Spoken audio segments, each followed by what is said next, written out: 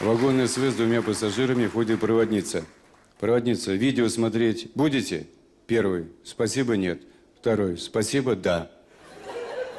Проводница, комедии, фильмы ужасов. Второй, после ужасов крепче спишь. Проводница, 300 рублей, уходит. С экрана стоны, вопли. Первый отворачивается к стенке. Второй, вы не отворачивайтесь, смотрите, я угощаю.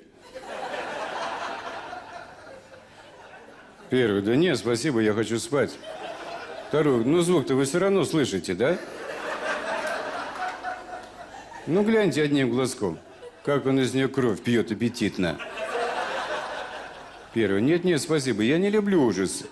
Да, говорит, заранее прошу извинить, я храплю. Второй, ну я тогда сделаю телевизор погромче. Первый, спокойной ночи. Засыпает, начинает храпеть чудовищно.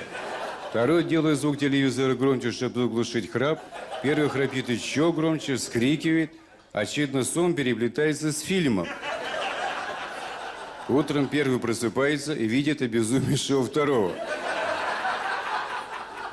Первый, я, наверное, мешал вам смотреть кино. Второй, наоборот, возьмите 300 рублей. За что? За звучание.